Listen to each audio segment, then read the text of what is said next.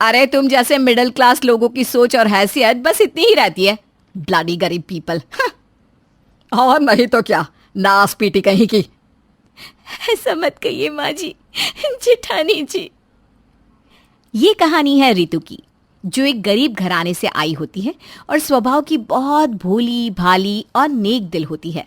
वहीं उसकी जेठानी नयनतारा एक अमीर घराने से आई होती है, घमंड और अकड़ से भरपूर। नयनतारा हमेशा रितु को अपनी अमीरी से नीचा दिखाती रहती है। सास वर्षा नयनतारा के अमीर होने के कारण सिर्फ उसी के गुणगान गाती रहती है और रितु बहू से ठीक से पेश नहीं आती। चलिए अब देखते हैं कि कैसी है ये अमीर जेठानी और गरीब देवरानी की जीवन कहानी। माँ जी, इस बेवकूफ को समझा दो कि आइंदा से ये मेरे रूम में ना आए, और आए तो सिर्फ और सिर्फ साफ सफाई करके चली जाए। ऐसे गरीब लोगों का क्या भरोसा, ये कभी भी चोरी चकारी कर सकती है, इसका कोई अंदाजा नहीं। ऐसा क्यों कह रही हो आप जेठानी जी? मैं तो बस आपके कमरे में गमला ठीक कर रही थी, और भला मैं क्यों चोरी करूं? अरे मेरी बड़ी बहू कितनी फैशनेबल है, कितने महंगे महंगे अच्छे अच्छे कपड़े पहनती है। अरे कितनी अमीर है वो, तो फिर तू क्यों नहीं जलन के मारे इसके सामान को चोरी करेगी? हैं? बिल्कुल करेगी। गरीबों की तो नीयत ही ऐसी होती है। चोरी हुई नहीं है, लेकिन तेरे होते हुए हो सकती है आगे चलकर। ठीक है माँ जी, मैं आइंदा से जेठानी जी के कमरे में सिर्फ काम करने ही जाऊंगी। रात में खाना खाते समय जब पूरा परिवार एक साथ होता है। आओ, ये क्या है? कितना बेस्वाद खाना, ऊपर से इतना ऑयली और फुल ऑफ फैट्स। और तुम रितु, तुम ना मेरे आसपास मत खड़ी रहा करो यार। Move away from me. तुम्हारी ये बाबा आदम के जमाने की साड़ियां और तुमसे आने वाली पसीने और मसालों की बू, क्या देवरानी मिली है मुझे। तभी रितु का पति पीयूष बोलता है, भाभी, आप रितु से ऐसे बात नहीं कर सकती। भाई समझाइए ना भाभी को, प्लीज। नयनतारा का पति यश कहता है, सही तो कह रही है नयनतारा। और पीयूष, तू तो ना चुप ही रहा कर। अगर तुम दोनों मियाँ बीवी को इतनी ही दिक्कत है मेरी बीवी नयनतारा से, तो फिर तुम दोनों के लिए दरवाजे खुले हैं। नयनतारा मन ही मन हंसती है। वहीं रितु और पीयूष दोनों को भी यश और नयनतारा की बातों का बहुत बुरा लगता है, और पीयूष अपने बड़े भाई यश को कुछ नहीं कह पाता। अगले दिन जब नयनतारा की अमीर सहेलियां उसके ससुराल आती है तब, वाह यार नयनतारा, तू तो शादी के बाद और भी खूबसूरत लग रही है। क्या ग्लो आ गया है तेरे चेहरे पे। सच में तू तो हर चीज में लकी है। Whatever। अब जब भगवान ने इतना खूबसूरत और इतना रिच बनाया है तो मैं क्या करूं? क्यों माँ जी? हाँ बहू, अरे मैं तो खुद को भाग्यवान मानती हूँ कि मुझे नयनतारा जैसी बहू मिली है। सीरियसली आंटी जी, आपकी भी ज्वेलरी और साड़ियाँ और फैशन सेंस काफ़ी अमेजिंग लग रहा है। अरे आखिर सास किसकी है? तभी वहां पर ट्रे में सबके लिए शरबत लिए रितु आती है। रितु को देखकर वर्षा और नयनतारा मुंह बनाती हैं।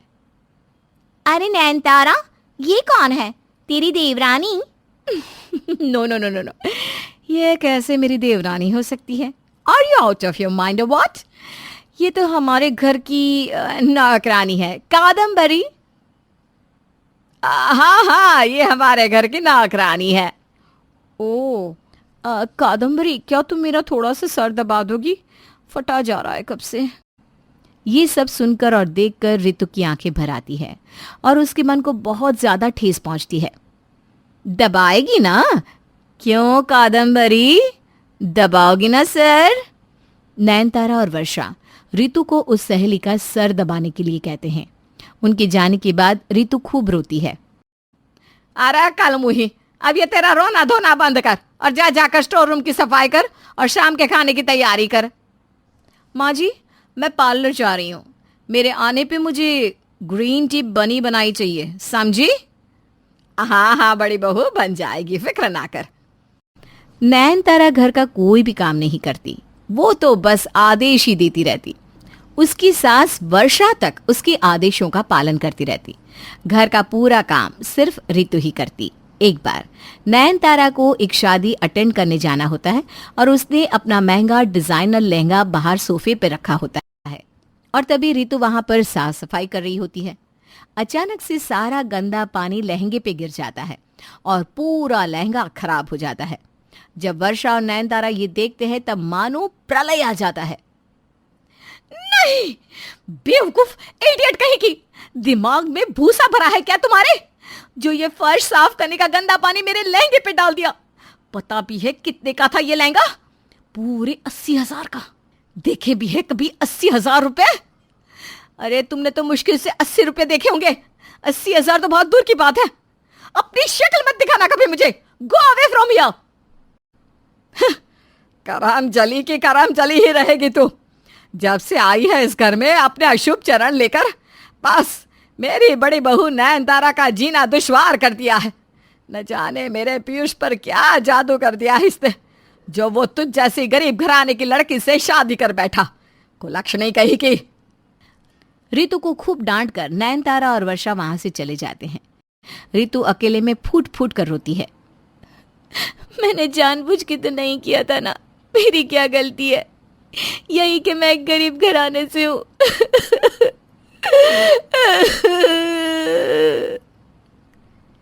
अगली सुबह वर्षा को हार्ट अटैक आता है और उसे तुरंत हॉस्पिटल ले जाया जाता है। नयनतारा घर से गायब ही रहती है। ऋतु, पीयूष, नयनतारा कहाँ गायब हो गई है? सुबह से कमरे से गायब है। पता नहीं जेठ जी। डॉक्टर हॉस्पिटल रूम से बाहर आकर कहते हैं, अच्छा हुआ आप वर्षा जी को तुरंत ही हॉस्पिटल ले आए। अगर देर हो जाती तो बहुत बड़ी मुसीबत हो जाती, शायद उनकी जान भी जोखिम में जा सकती थी।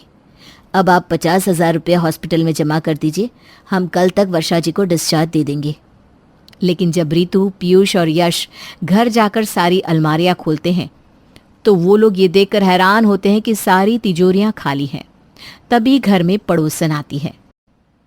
हे भगवान, आपके घर की बड़ी बहू यानी नयनतारा के कांड को सुनकर आप सबको बहुत बुरा लगेगा, लेकिन वो नयनतारा और उसके मायके वाले थे ही ऐसे।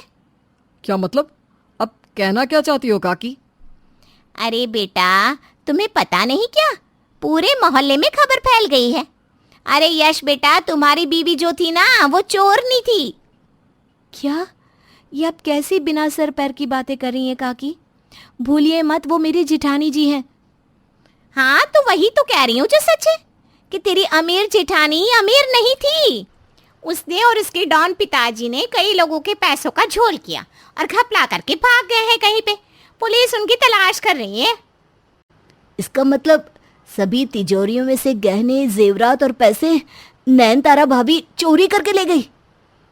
हाँ पीयूष बेटा, धोखा दे गई वो तुम सबको।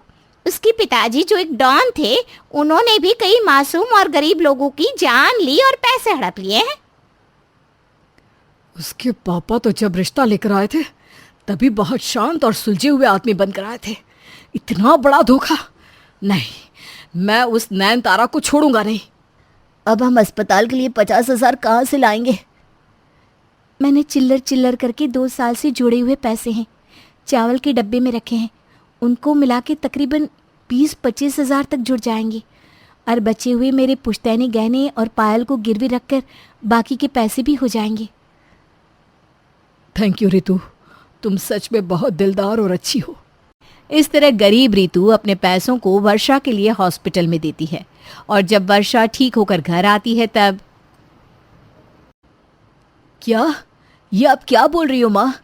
नयनतारा ने आपको जान से मारने की कोशिश की, जिसके बाद आपको हार्ट अटैक आया? हाँ यश बेटा, सुबह 5 बजे ही वो सब चोरी करके भाग गई और इस बात को देखकर मुझे बहुत धक्का लगा था।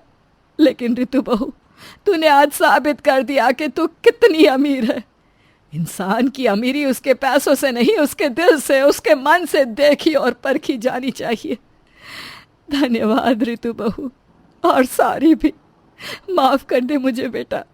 मैंने उस कल मुही नयनतारा के झांसे में आकर तेरे साथ कितना बुरा बर्ताव किया। गले लग जा मेरी बेटी। नहीं, मैं अर्जुन की पहली पत्नी हूं। निकल जाओ हमारे कमरे से। नहीं, पहली बीवी हो तो क्या हुआ, अब अर्जुन मेरे भी पति है। मैं इस कमरे में सोऊंगी और तुम अपना तकिया बिस्तरा उठाओ और निकल जाओ कमरे से। तुम निकलो। नहीं, तुम निकलो, ये मेरा पति है। तुम निकलो, अर्जुन पर सिर्फ मेरा हक है। तुम बस। अरे क्या ये चूहे बिल्लियों की तरह लड़ रही हो? इस कमरे में मेरे साथ तुम दोनों में से कोई भी नहीं सोएगा। मैं ही खुद निकल जाता हूं और दूसरे कमरे में सो जाता हूं। दिमाग का दही कर देती हो तुम दोनों। ये कहानी है अर्जुन की, जिसकी शादी पहले कुसुम से हुई होती है, लेकिन अर्जुन के पिता की परम मित्र अनुकुल की मौत के बाद उनके बेटी चंद्रिका से अर्जुन ने शादी कर ली, क्योंकि उन्होंने मरने से पहले अर्जुन से इस बात की मिन्नतें की थी। चंद्रिका के पिता अनुकुल ने जीते जी अर्जुन और उसके पूरे परिवार की खूब मदद की थी, इसलिए अर्जुन को ना चाहकर भी हालातों से मजबूर होकर चंद्रिका से शादी करनी पड़ी थी। अब जब एक ही छत के नीचे दोनों सौतनें रहने लगी तो तमाशों की भीषण बरसात तो होनी ही थी। चलिए देखते हैं। ऐसे ही अगले दिन जब कुसुम रसोई में अर्जुन के लिए खाना पका रही होती है, तभी चंद्रिका झांक कर चुपके से उसे देख रही होती है। आज कढ़ाई पनीर बनाया है, अर्जुन का फेवरेट। खुशबू और स्वाद दोनों भी बढ़िया है। अर्जुन तो उंगलियां चाटते रह जाएंगे। थोड़ा सा और मक्खन मिलाती हूँ। मक्खन के दीवाने जो हैं मेरे पिया जी।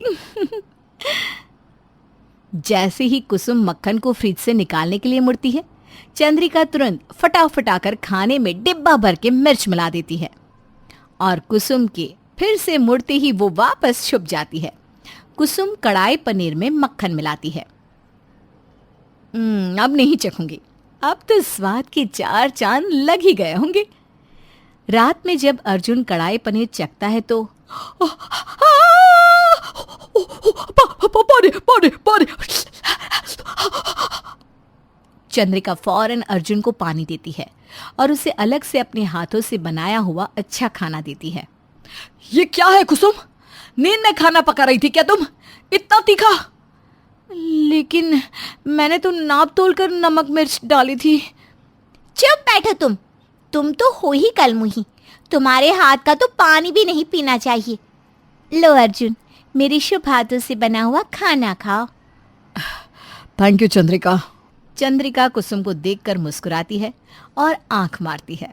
कुसुम गुस्सा हो जाती है और समझ जाती है कि ये सारा किया धरा चंद्रिका जी का ही था। अब इसका बदला लेने के लिए कुसुम चंद्रिका के कमरे में पूरे फर्श पर कांटे बिछा देती है और सुबह जब नींद में से चंद्रिका उठती है, बड़ी अच्छी नींद आई बस। चलो, आज तो मैं उस कुसुम का जीना और दुश्वार कर दूंगी। चंद्रिका आंखें मलती है और बिना नीचे देखे बेड से उतरती है और फर्श पर कदम रखते ही उसे कांटे चुभते हैं और वो जोरों जोरों से चिल्लाते हुए नाचने कूदने लगती है।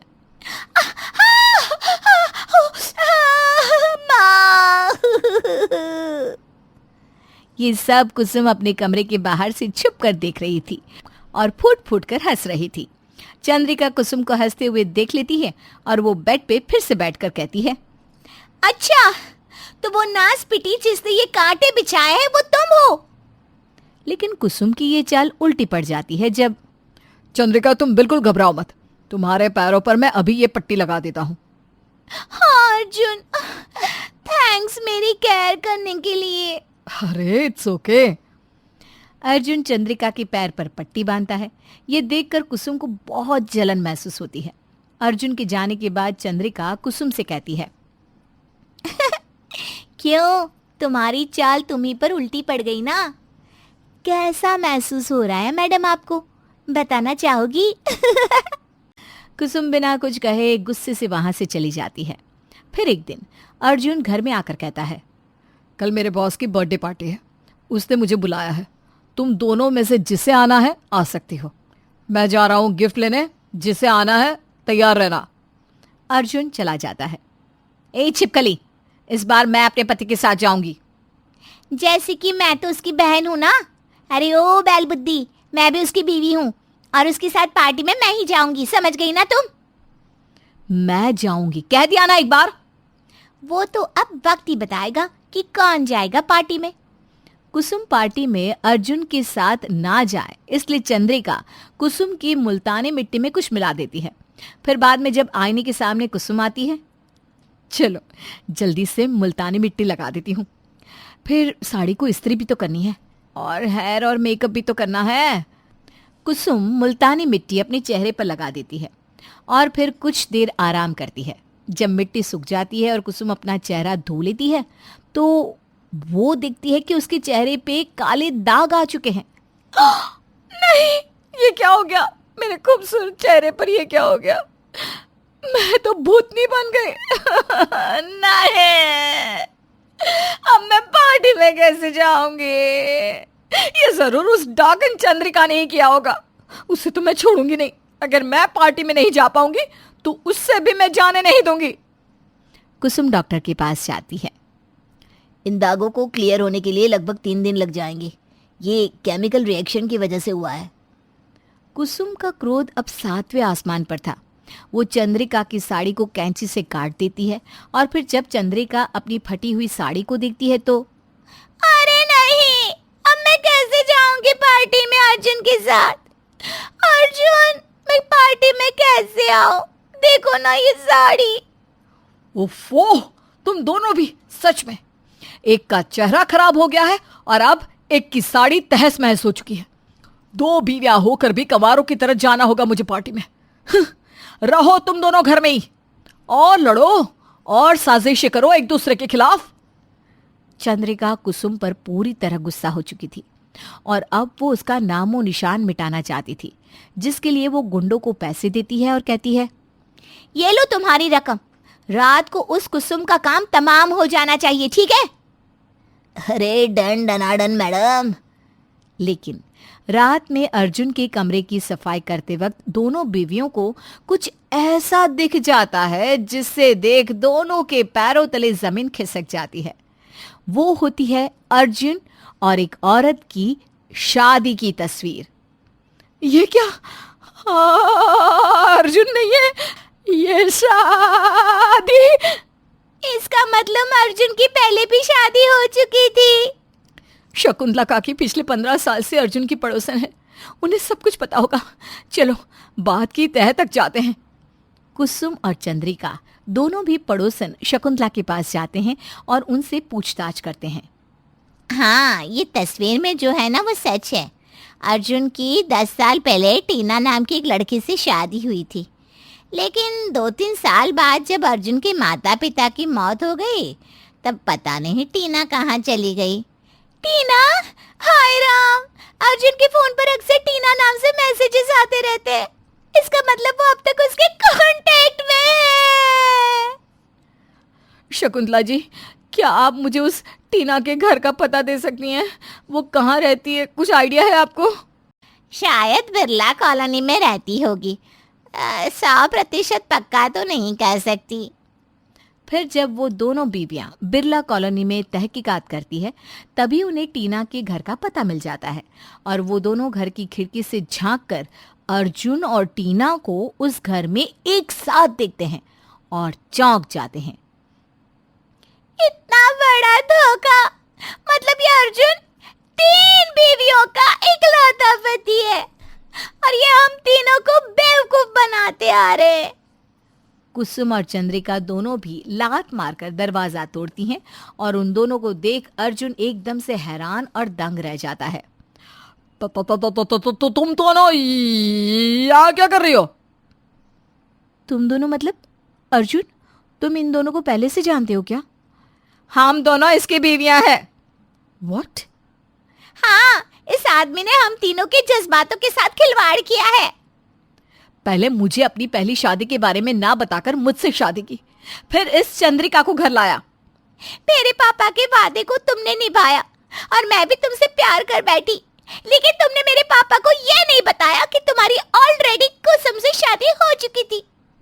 कस्मों और वादों के भंवर में उलझकर मुझे तुमसे प्यार हुआ और मैंने पापा से किए वादे को पूरा करते हुए तुमसे शादी की।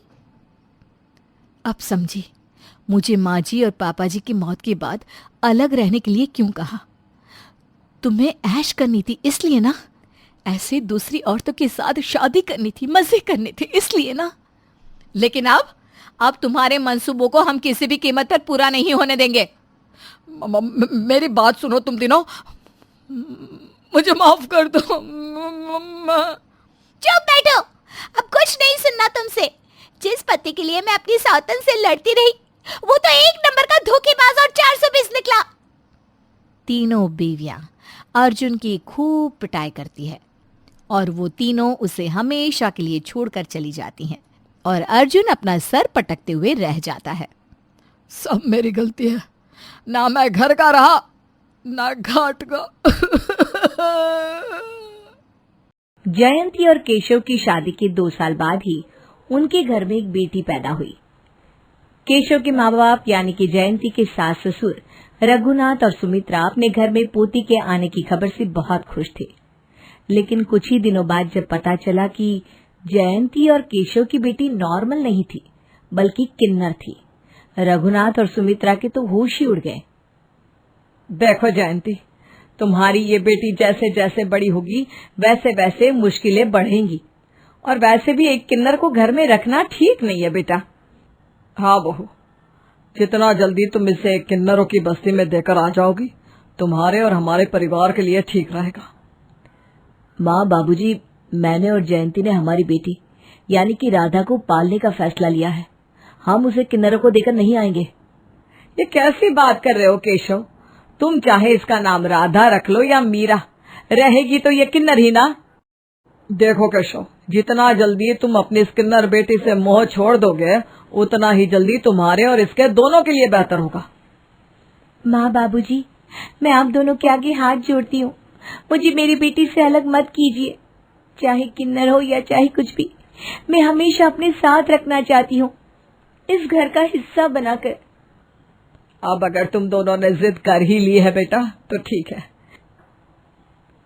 लेकिन याद रखना, इस घर में रहकर इसे कभी अपने हिस्से का सम्मान नहीं मिल पाएगा।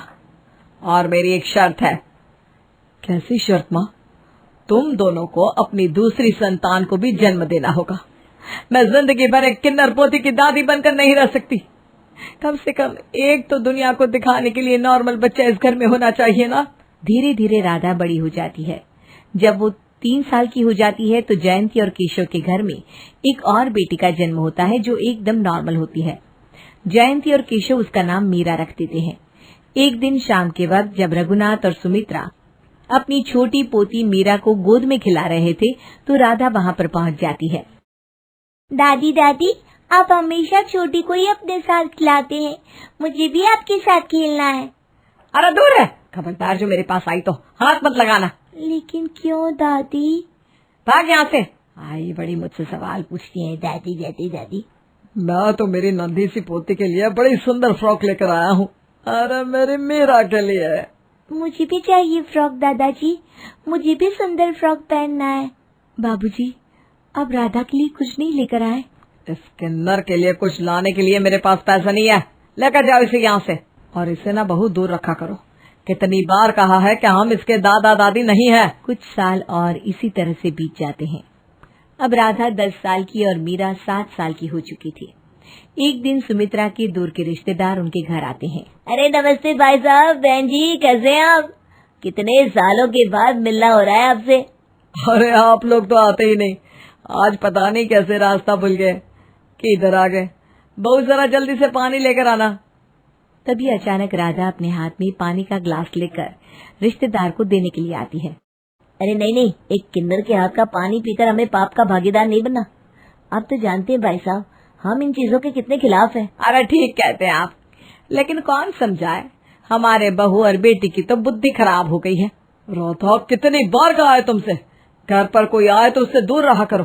भागो यहाँ से। आई बड़ी पानी पिलाने वाली, निकलो यहाँ से। दादाजी ये देखिए ना, मेरे जूते खराब हो गए, मुझे नए शूज चाहिए।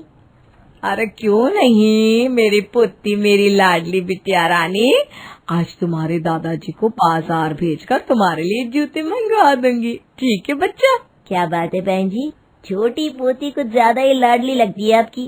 अरे क्यों ना हो, एक यही तो हमारे जीने का सहारा है। मेरी प्यारी मीरा, समझा समझा कर थक गई मैं अपनी बहू जयंती को कि अभी भी वक्त है। इस किन्नर को जाकर उन किन्नरों की बस्ती में छोड़ा है, लेकिन मानती ही नहीं। अरे इसके साथ हमारे बेटे का दिमाग भी खराब हो गया है, न जाने किसकी बातों में आ गया है। कब तक इस किन्नर को अपने घर में रखेगा, हमारी तो कुछ समझ में नहीं आता। सारे समाज के सामने मजाक बना कर रखा है हमारा।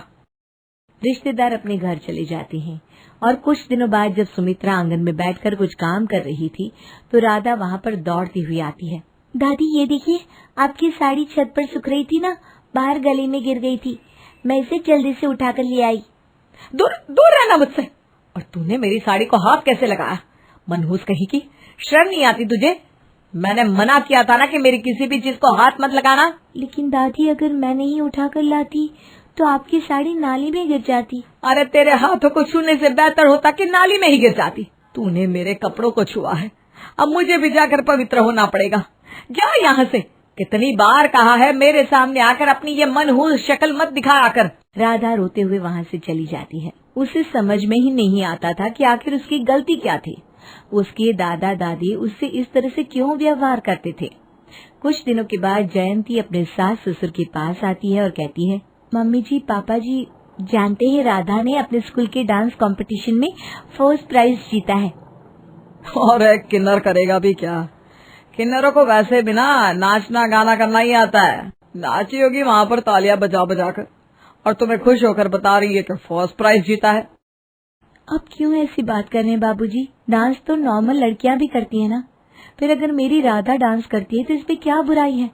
नॉर्मल लड़कियां डांस करती हुई नॉर्मल लगती है बहू, लेकिन एक किन्नर लड़की डांस करती हुई किन्नर ही लगेगी। तुम्हें ये बात कभी समझ में नहीं आएगी, इतना तो हम समझ चुके हैं। उसी वक्त मीरा दौड़ती हुई वहाँ पर आती है। आ गई मेरी लाड़ो रानी, जल्दी से मेरे पास आ। पता क्या चाहिए तुझे मेरी बच्ची? दादाजी, मुझे ना वो बड़े वाले घुंघरू चाहिए। बड़े वाले घुंघरू? लेकिन तुम क्या करोगी मेरी बिटिया? मुझे डांस करना है, छम छम करके नाचूंगी। मुझे डांस करना अच्छा लगता है। अरे वाह वाह वाह वाह, हम अपनी बिटिया रानी को एक नहीं दो दो जोड़ी घुंघरू ला कर देंगे। पापा जी, कहने को तो मीरा भी मेरी ही बेटी है, लेकिन अगर वो डांस करेगी तो क्या आपको बुरा नहीं लगेगा? देखो बहू, मीरा एक नॉर्मल लड़की है, वो डांस करते हुए सुंदर लगेगी, और जब तुम्हारी राधा नाचेगी तो ऐसा लगेगा जैसे कोई किन्नर तालियां बजा बजा कर नाच रहा है। तभी वहाँ पर केशव आ जाता है। रहने दो जयंती, माँ और बाबूजी इस बात को कभी नहीं समझेंगे, वो हमारी बड़ी बेटी को कभी नहीं अपनाएंगे। अरे क्या हो जाएगा उसे अपनाने से केशव? बताओ जरा, क्या हो जाएगा? क्या उसकी शादी होगी, बच्चे होंगे? क्या उसकी एक सामान्य जिंदगी होगी जैसी दूसरी लड़कियों की होती है? जानता हूँ बाबूजी, जब मैंने और जयंती ने उसे पाल पोस कर बड़ा करने का फैसला लिया था, ये बात तो हम तब भी जानते थे। राधा की जिंदगी इतनी आसान नहीं होगी, लेकिन हमने उसे जन्म दिया है, हम उसे किसी और के हवाले नहीं कर सकते। सड़कों पर लोगों के आगे ताली बजा बजा कर पैसे मांगते हुए नहीं देख सकते। तो क्या करेगा बेटा? जिंदगी भर अपने घर में रखेगा, मुसीबत की तरह अपने सर पर बिठाकर। माफ कीजिए मम्मी जी, लेकिन राधा मुसीबत नहीं है, वो हमारी अपनी औलाद है। वक्त बीतता जाता है। राधा और मीरा अब जवान हो चुकी थी। राधा की शादी की उम्र हो गई थी, लेकिन जयंती और केशव जानते थे कि उसकी शादी कभी नहीं हो सकती। लेकिन राधा पढ़ाई लिखाई में बहुत तेज थी, और फिर एक दिन अच्छी खबर आई। मम्मी पापा, ये देखिए, मुझे एक बहुत अच्छी जॉब का ऑफर आया है। शाबाश मेरी बेटी, आखिर तूने वो कर दिखाया जिसका सपना मैं हमेशा से तेरे लिए देखा करती थी। सारी दुनिया से लड़के हमने तुझे पाल पोस कर बड़ा किया है बेटा, अब तू जा, आराम से जाकर नौकरी कर। लेकिन मम्मी पापा, जब मुझे अपने ही घर में इतनी मुश्किलों का सामना करना पड़ा, तो क्या बाहर जाकर नौकरी करना आसान होगा? मैं जानता हूँ बेटा, तुम्हें अब से भी ज्यादा मुश्किलों का सामना करना पड़ेगा, और हो सकता है कि तुम्हारा सच सामने आने के बाद लोग तुम्हें नौकरी भी ना दे बेटा। और फिर मैं क्या करूँगी? देखो बेटा, तुम्हारा इस तरह से पैदा होना भगवान की मर्जी थी, इसमें किसी की कोई गलती नहीं है, लेकिन तुमने पढ़ लिख कर अपने आप को इस काबिल बनाया कि तुम अच्छी जगह नौकरी कर सको, तो अब डरना कैसा? लेकिन जब राधा कंपनी में नौकरी करने के लिए जाती है तो कंपनी में जैसे ही पता चलता है कि वो एक नॉर्मल लड़की नहीं बल्कि किन्नर है, तो उसे नौकरी से निकाल दिया जाता है। राधा दुखी होकर अपने घर लौट आती है और फिर राधा एक सवाल पूछती है। जिस तरह से दुनिया में सब लोग पैदा होते हैं, हर बच्चा जन्म लेता है, वैसे ही अपनी माँ की कोख से हम किन्नर भी जन्म लेते हैं। और किन्नर होना कोई अपराध तो नहीं है, ये तो एक जन्मजात चीज है, कोई बीमारी नहीं। कभी कभी भगवान कुछ लोगों को दूसरे लोगों से अलग बना देता है, लेकिन इसका मतलब ये तो नहीं ना कि उन्हें जिंदगी जीने का कोई हक नहीं है। अगर आप लोगों के पास मेरे सवाल का जवाब है तो जरूर बताइएगा। क्या एक किन्नर होना इतना बड़ा अपराध है कि उसे अपने घर में रहकर अपनी जिंदगी जीने का हक नहीं, अपने जीवन को जीने के लिए नौकरी करने का हक नहीं, नॉर्मल लोगों के साथ रहने का हक नहीं? तो आखिर क्या हक है हम किन्नरों को सड़कों पर खड़े होकर पैसे मांगना और हर वक्त लोगों के मजाक का पात्र बनना? क्या यही है हमारा हक? शांति निवास, जहाँ वैसे तो अक्सर शांति ही रहती थी, लेकिन कोई था जो आकर उस घर की शांति अक्सर भंग कर देता था। चलिए मिलते हैं हम भी बुआ सास जी से, जो जब भी घर में आती तो बहुओं के लिए हमेशा एक नया तोहफा जरूर लाती। पायल बहू, रिया बहू, कहाँ हो? सब इधर आ जाओ। सबसे पहले वहां शांति देवी आती है। अरे दीदी प्रणाम, आइए आइए। हाँ हाँ प्रणाम। अभी अपनी दोनों बहुओं को भी बुलाओ। बस आ ही रही है। दोनों बहुएं रसोई में थी। चलो देखते हैं आज कौन सा नया सरप्राइज मिलेगा हमें। हाँ दीदी चलिए देखते हैं। दोनों बाहर हॉल में आती है और बुआ जी को प्रणाम करती है। हाँ हाँ जीती रहो, सदा सुहागन रहो। देखो आज मैं तुम्हारे लिए क्या लेकर आई हूँ। क्या लाई है बुआ जी? आज मैं तुम्हारे लिए टिंडे लाई हूँ। वो तो मुझे पहले ही पता था। सब्जियां लाने के अलावा बुआ जी के पास और कोई काम होता भी है क्या? देखो मैं ना बिल्कुल ताजा और नेचुरल टिंडे लेकर आई हूँ। तुम इसकी अच्छे से सब्जी बनाना, पिछली बार की तरह बस उबाल कर मत रख देना। जी ठीक है बुआ जी।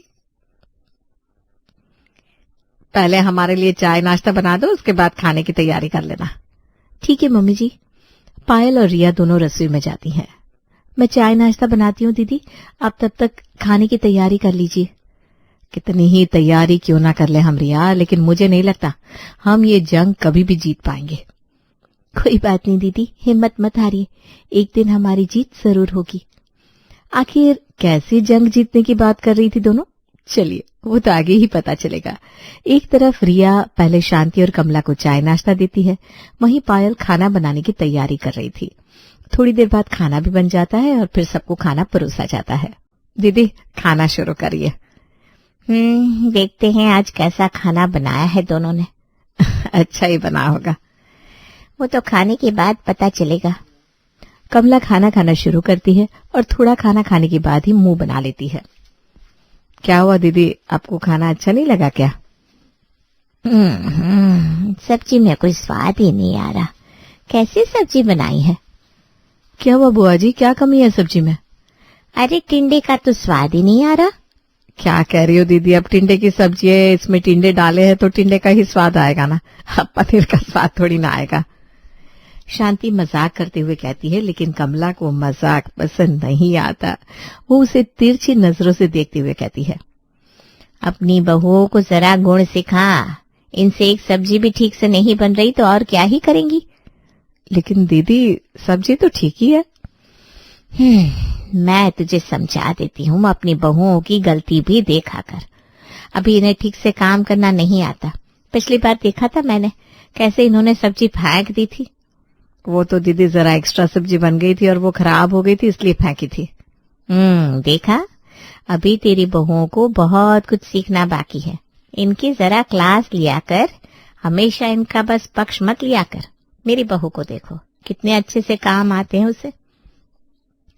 ना तो जरा सी भी सब्जी वेस्ट होती है, ना ही स्वाद में कोई कमी होती है। सब कुछ बिल्कुल परफेक्ट होता है। हाँ दीदी वो तो है। हाँ तो मैं तुझे इसीलिए तो समझाती हूँ, मेरी बात मान, नहीं तो ऐसे कभी इन्हें ठीक से काम करना नहीं आएगा। बाकी मैं तो चली, मेरा सारा मूड खराब हो गया ऐसी सब्जी खाकर। इतना कहकर कमला खाना छोड़कर वहां से चली जाती है। देखा ना मम्मी जी आपने, फिर से बुआ जी ने क्या किया। इन्हें बस हमेशा कमियां ही निकालनी होती है। हम चाहे कितना ही अच्छा खाना क्यों न बना ले, लेकिन इन्हें हमेशा बुराई ही करनी होती है। एक तो पता नहीं अपनी पसंद की कौन सी घिया, टिंडे, तोरी ऐसी ही सब्जियां लाती रहती हैं और फिर हमें बनाने को कहती हैं। और हम पूरा मन लगाकर अच्छे से बनाते हैं, लेकिन वो भी समझ में नहीं आती। बेटा अब मैं क्या बताऊं तुम्हें, देखा ना मैंने कैसे बात को मजाक में टालने की कोशिश की, लेकिन वो तो मेरी बात का ही बुरा मान गई और मुझे ही 2-3 बातें सुनाकर चली गई। अब हम ज्यादा कुछ कह भी तो नहीं सकते ना। माना मम्मी जी, लेकिन आखिर ऐसा कब तक चलेगा। बुआ जी की इस आदत से सब परेशान थे, लेकिन कर भी क्या सकते थे। कुछ दिन बाद बुआ जी फिर से आती है अपनी एक नई सब्जी के साथ। देखो आज मैं कौन सी नई सब्जी लाई हूँ। लो जी, फिर से हो गया स्यापा शुरू। देख बहू, आज मैं अपने खेत की ताजा ताजा तोरी लाई हूँ, इसलिए आज ठीक से सब्जी बनाई हो। आज कोई कमी नहीं होनी चाहिए, पहले ही बता देती हूँ। हाँ ठीक है बुआ जी, हम अपनी तरफ से पूरी कोशिश करेंगे। सब्जी लेकर पायल जाती है रसोई में और अपने काम में लग जाती है। देखो रिया, जरा सब्जी टेस्ट करना कैसी बनी है। भाभी, मेरी सब्जी टेस्ट करने से कुछ नहीं होगा। हम चाहे कैसी भी सब्जी क्यों न बना ले, लेकिन बुआ जी को कभी राज नहीं आ सकती।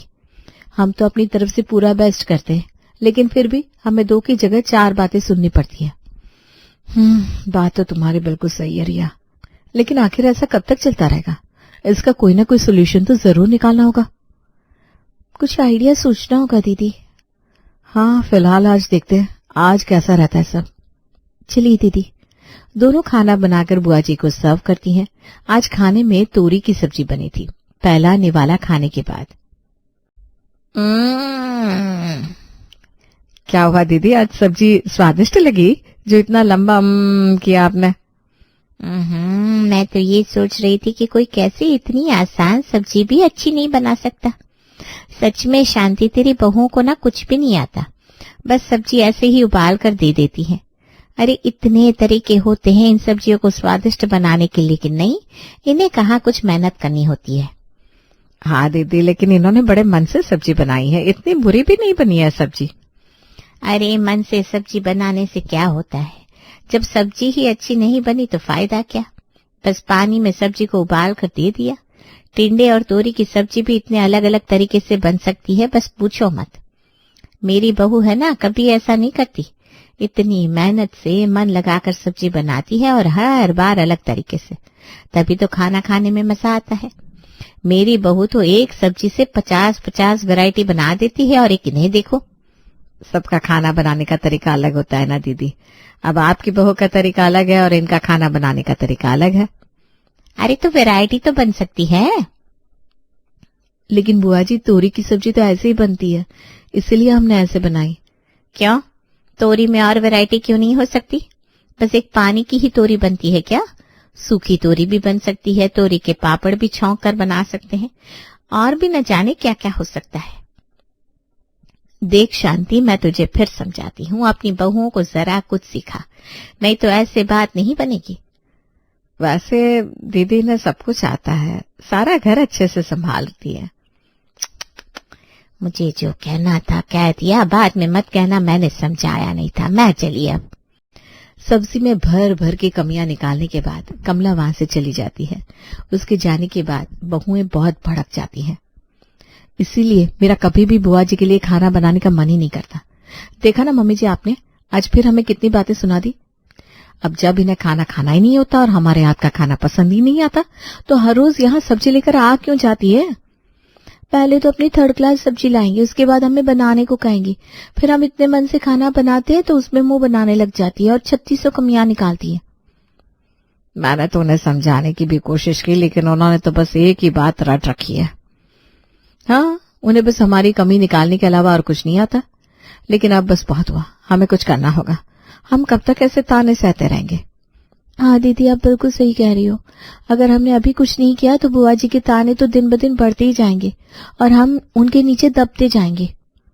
बिल्कुल। तो मम्मी जी आप ही बताइए, अब हम क्या करें। देखो बेटा, मुझे तो खुद ही समझ में नहीं आ रहा मैं क्या करूं। अब मैं उनसे ज्यादा बहस भी नहीं कर सकती। मैंने उन्हें समझाने की कोशिश की, लेकिन वो मानने को तैयार ही नहीं है। इसलिए अब जो देखना है तुम ही दोनों देख लो। मैंने तो तुम्हें सारी छूट दे रखी है, तुम्हें जो सही लगे वो करो। तो ठीक है, अब हम बुआ जी को अपना टैलेंट अच्छे से दिखाएंगे। बिल्कुल दीदी। फिर दोनों ने ठान लिया था कि अब उन्हें बुआ जी की बातों का जवाब देना है। अगली बार फिर से बुआ जी अपनी सब्जी लेकर आती हैं। देखो आज मैं क्या लाई हूँ। जी बुआ जी बताइए, आज आप कौन सी सब्जी लाई हैं? मैं अपनी पसंदीदा तोरी लाई हूँ। ठीक है, आप रुकिए, हम अभी आपके लिए अच्छा सा खाना बनाकर लाते हैं बुआ जी। हाँ लेकिन कुछ अच्छा बनाना, ऐसे ही उबाल कर मत दे देना, थोड़ी वैरायटी लाना सीखो। कोई बात नहीं बुआ जी, आप चिंता मत कीजिए, आज हम कुछ अलग ही करेंगे। ठीक है, देखते हैं भाई। पायल और रिया रसोई में जाती है और खाना बनाने की तैयारी शुरू करती हैं। तो दीदी शुरू करें हम अपना कार्यक्रम? हाँ बिल्कुल, लेकिन सब कैसा बनेगा? जैसा भी बने, बाकी वो तो हमें बुआ जी ही बताएंगी कैसा बना है। खाना बनाने के बाद बुआ जी को खाना सर्व किया जाता है। लीजिए बुआ जी, हमने खाना बना दिया और आज हमने मीठे में भी कुछ बनाया है। अच्छा, क्या बनाया है भाई? आप पहले खाकर बताइए कैसा बना है, क्योंकि वो आपका पसंदीदा है। अच्छा ठीक है, लाओ भाई। खाना देखने के बाद, ये क्या किया? ये कौन सी सब्जी है भला? बुआ जी आप तोरी की सब्जी लाई थी तो हमने तोरी ही बनाई है। लेकिन ये कैसे बना दिया इसे, और इसमें ये छिलके जैसा क्या है? बुआ जी हमने तोरी के छिलकों को भी इसमें छौंक दिया है। अरे लेकिन क्यों? क्योंकि आज हमने कुछ अलग ट्राई किया है बुआ जी। आप हमेशा कहती है ना हम बस वही एक ही तरह से सब्जी बनाते हैं, तो आज हमने कुछ अलग करने की कोशिश की है। हाँ, आज हमने बस सब्जी को उबाला नहीं है, उसमें पूरी मेहनत से अलग वैरायटी का मसाला इस्तेमाल किया गया है। बुआ जी अब आप खाना टेस्ट करके बताइए कैसा बना है। कमला मुंह बनाकर खाना खाती है। तो दीदी खाना कैसा लगा? बस ठीक ही है, उतना मजा नहीं आया। लेकिन बुआ जी आज तो हम अलग वैरायटी लेकर आए थे, फिर भी आपको पसंद नहीं आया। कोई बात नहीं बुआ जी, अब आप मीठा ट्राई कीजिए। हाँ लाओ भाई, क्या है ये? हलवा है बुआ जी। कमला जैसे ही हलवा खाती है उसे उसका स्वाद बड़ा बुरा लगता है। ये क्या है? बुआ जी तोरी का हलवा है। क्या कहा? तोरी का हलवा? लेकिन तोरी का हलवा कौन बनाता है? मैंने तो आज पहली बार ही नाम सुना है। बुआ जी लेकिन इस बार हमने कुछ अलग करने का सोचा था, तो बस ये अलग वैरायटी है। अरे कमला आगे कुछ बोल पाती इससे पहले शांति उसकी बात को बीच में काटते हुए कहती है, देखा दीदी आप हमेशा कहती थी ना मेरी बहुएं कुछ अलग नहीं करती, आज इन्होंने करके दिखाई। दो दो अलग डिश बनाई है इन्होंने। हाँ फिर भी कुछ खास नहीं है, कोई स्वाद ही नहीं आया। मैं तो जा रही हूँ भाई यहाँ से। इतना कहकर कमला वहां से चली जाती है। देखा ना मम्मी जी, बुआ जी आज फिर से कमी निकाल कर चली गई। कोई बात नहीं रिया, लेकिन बुआ जी का मुंह देखने लायक था आज। हम चाहे कितना भी अच्छा क्यों ना कर ले, कमी तो बुआ जी को फिर भी निकालनी है। लेकिन कम से कम इसी बहाने हम उनको अलग अलग वैरायटी तो टेस्ट करवाई देंगे और बुआ जी का मुंह भी देखने लायक होगा। सही कहा दीदी आपने। कुछ दिन बाद कमला फिर से एक नई सब्जी लेकर आती है। आइए बुआ जी, आज आप कौन सी सब्जी लाई हैं? तोरी? नहीं नहीं बिल्कुल नहीं, आज मैं घिया लेकर आई हूँ। अब आज तो कुछ अच्छा बनाना। हाँ अरे हाँ बुआ जी, आप बिल्कुल भी फिक्र मत कीजिए, हम बिल्कुल अच्छा ही कुछ बनाएंगे। पायल और रिया घिया लेकर रसोई में जाती है और आज फिर अपनी एक नई कलाकारी के साथ वापस आती है बुआ जी को खाना परोसने के बाद। आज क्या बनाया है भाई? आज हमने खीर बनाई है बुआ जी। चलो अच्छा है, फिर तो खाने का स्वाद बढ़ जाएगा। बुआ जी जैसे ही खीर चखती है, क्या है ये? बुआ जी घिया की खीर है ये। क्या आज तुमने घिया की ही खीर बना दी? हाँ बुआ जी, आप ही कहती थी ना हम कभी भी कोई वैरायटी लेकर नहीं आते खाने में, इसलिए हमने सोचा अब से हम आपको खाने में अलग अलग तरह की वैरायटी ही देंगे। अरे वैरायटी का मतलब ये थोड़ी ना है कि तुम कुछ भी बना कर दे दोगे मुझे। भला घिया तोरी का हलवा खीर कौन बनाता है? आपकी बहू। आप ही तो हमेशा कहती थी दीदी कि आपकी बहू एक सब्जी की पता नहीं 50-50 अलग वैरायटी बनाती है, इसीलिए मेरी बहुओं ने भी सब्जियों की अलग वैरायटी बनाना शुरू कर दिया। अरे लेकिन इसका मतलब ये थोड़ी ना है कि सब्जी को मीठा बना दो। अब बुआ जी आपको हमारा पुराना स्टाइल पसंद नहीं आ रहा था, तो हमने सोचा कुछ नया करके देखा जाए। उस दिन भी बुआ जी मुंह बनाकर घर वापस चली जाती है। आज फिर से बुआ जी का मुंह देखने लायक था। सच में रिया, वैसे ये बिल्कुल ठीक है। अच्छा हुआ मैंने कमान तुम दोनों के हाथ में दे दी। सही है, अब दीदी को भी अलग अलग वैरायटी जो मिल रही है। अब कमला जो भी सब्जी लेकर आती तो पायल और रिया बिना कोई कसर छोड़े उस सब्जी की अलग अलग वैरायटी बनाकर उसके आगे पेश कर देती। लेकिन बुआ जी, उन्हें कहाँ कुछ अच्छा लगने वाला था। उन्हें कुछ पसंद नहीं आता, इसीलिए तो उनके आगे इतनी अलग वैरायटियां पेश की जा रही थी। एक दिन, देखो आज कुछ ज्यादा अलग मत करना, और खास करके आज तो मीठे में मुझे कुछ नहीं खाना। तुम बस रोटी सब्जी बना कर ले आओ, मैं वही खा लूंगी, लेकिन सब्जी जरा अच्छे से बनाना। ठीक है बुआ जी, हम अब भी लेकर आते हैं। पायल और रिया रसोई में जाती हैं। देखा दीदी, कैसे बुआ जी हमसे परेशान हो गई है। आज हमसे सादा खाना मांग रही है, तो क्या हम कुछ सादा बनाकर दे दे? नहीं, बिल्कुल नहीं रिया। अगर आज हमने सादा खाना बनाया तो बुआ जी फिर से पहले की तरह कमियां निकालेंगी। तुमने देखा नहीं, उन्होंने अभी भी यही कहा, सब्जी जरा अच्छे से बनाना। तो आज क्या बनाया जाए? मैं बताती हूँ। दोनों रसोई में खाना बनाने के बाद बुआ जी को खाना परोसती है। लीजिए बुआ जी, खाना बन गया। आज क्या बनाया है? आज आप टिंडे और तूरी लेकर आए थे ना, तो हमने दोनों को मिलाकर मिक्स सब्जी और उसके पराठे बनाए हैं। क्या कहा? हाँ बुआ जी, आपने हमसे कहा था ना सब्जी जरा अच्छे से बनाना। हाँ, लेकिन इतना भी कुछ हटकर नहीं करना था। तुम दोनों ने तो। कमला कुछ बोलती कि शांति उसकी बात को बीच में काटते हुए कहती है, देखा दीदी, मेरी बहुएं कितनी अच्छी है।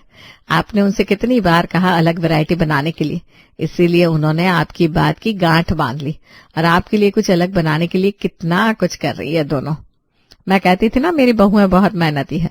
एक ही चीज की पता नहीं इन्होंने कितनी तरह की वैरायटी बना दी। मैं ही गलत थी जो मैंने इन्हें अलग बनाने को कहा। अब सब मुझे ही खाना पड़ता है, बस बहुत हुआ। अब मैं ऐसी ऊट पटांग चीजें और नहीं खा सकती। कमला अपने मन में सोच रही थी कि पायल उसे टोकती है। क्या हुआ बुआ जी, खाना शुरू कीजिए ना। आपकी लाई हुई सब्जी से हमने कितना अलग खाना बनाया है। नहीं बेटा, मेरा तो पेट भरा हुआ है, मैं तो सब तुम्हारे लिए लाई थी। अच्छा, अब मैं चलती हूँ। अरे बुआ जी, लेकिन थोड़ा बहुत तो खाकर जाइए। नहीं नहीं बेटा, मेरा ना पेट भर गया है, अब मैं चलती हूँ। इतना कहते ही कमला तो वहां से गायब हो जाती है। उसका ऐसा बर्ताव देखकर सब हंस रहे थे। तभी वहां रमेश आता है। क्या हुआ, कमला से डरते हुए भाग क्यों गई? कुछ नहीं, दीदी को कुछ ज्यादा ही वैरायटी मिल गई। रमेश वहां से चला जाता है।